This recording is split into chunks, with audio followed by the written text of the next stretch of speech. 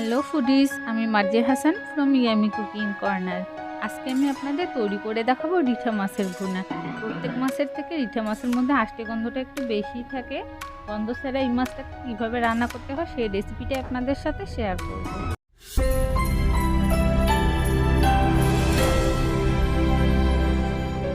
আমি এখানে 8 পিসের মতো রিঠা মাছ লেবু রস দিয়ে ভালো করে ধুয়ে পরিষ্কার করে নিয়ে এসেছি। এখন প্যানের মধ্যে তেল দিয়ে দিব। তেল গরম হয়ে গেলে 3টি তেজপাতা মাঝখান থেকে চিড়ে দিয়ে দিব। এখন এগুলোকে তেলের সাথে ভালোভাবে একটু ভেজে নেব। যখন দেখবেন তেজপাতার ফ্লেভার তেলের মধ্যে ছড়িয়ে গেছে, এই পর্যায়ে পেঁয়াজ কুচিটাকে দিয়ে দিবেন। এখন আমি চুলার আঁচটাকে মিডিয়াম টু হাই হিটে রেখে 3 থেকে 4 মিনিট ধরে পেঁয়াজ কুচিটাকে ভেজে নেব। পেঁয়াজ কুচিটা ভেজে নেওয়া হয়ে গেলে এখন আমি এখানে 4 থেকে 5টা কাঁচামরিচ মাঝখান থেকে চিড়ে দিয়ে দিব। এখন আমি পেঁয়াজ কুচিটাকে নেড়ে চেড়ে ব্রাউন কালার করে ভেজে নেব।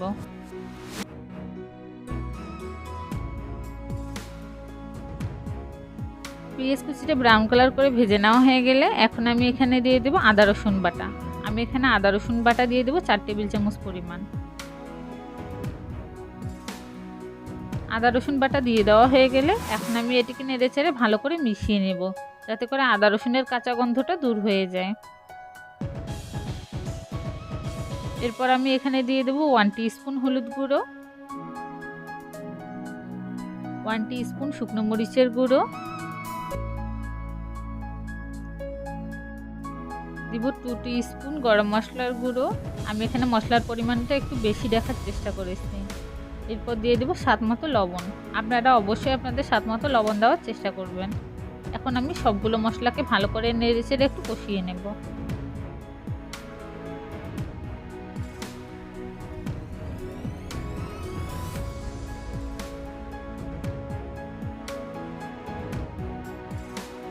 মশলাটা যেন পুড়ে না যায়, এজন্য আমি এখানে সামান্য পরিমাণে পানি অ্যাড করে দিলাম।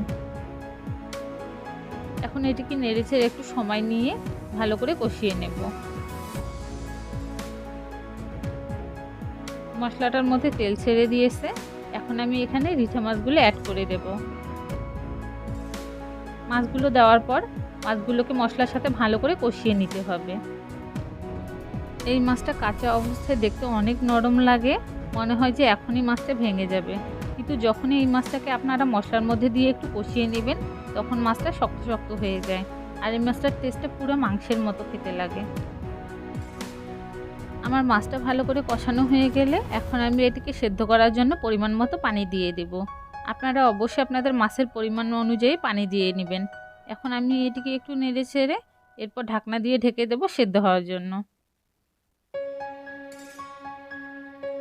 ঢাকনা খোলার পর দেখতেই পাচ্ছেন আমার মাছের পানিটা কিন্তু অলরেডি শুকিয়ে এসেছে। এখন আমি এটিকে নেড়ে চেড়ে একটু কষিয়ে নেব। এই মাছটাকে আপনারা লেবু রস দিয়ে ভালো করে মেখে ধুয়ে নিলে এর আষ্টে গন্ধটা কিন্তু একবারই দূর হয়ে যাবে। আমার মাছটা ভালো করে কষিয়ে নেওয়া হয়ে গেছে। এখন আমি উপর থেকে দিয়ে দিব 1 টিস্পুনের মতো গরম মশলার গুঁড়ো। গরম মশলার গুঁড়ো দেওয়া হয়ে গেলে আমি মাছটাকে একটু নেড়ে চেড়ে নেব। আমার মাছ রান্না করা ডান। এখন আমি এটিকে নামিয়ে সার্ভ করে নেব। সো গাইস, আশা করি রেসিপিটা আপনারা একবার হলেও বাসায় ট্রাই করবেন, আর আমার বিশ্বাস রেসিপিটা আপনাদের কাছে অনেক ভালো লাগবে। যদি আমার রেসিপিটা আপনাদের কাছে ভালো লাগে অবশ্যই আপনাদের ফ্রেন্ডস অ্যান্ড ফ্যামিলির সাথে রেসিপিটাকে শেয়ার করবেন। আর আমার চ্যানেলে নতুন হয়ে থাকলে অবশ্যই আমার চ্যানেলকে সাবস্ক্রাইব করে আমার পাশেই থাকবেন। আল্লাহ হাফেজ।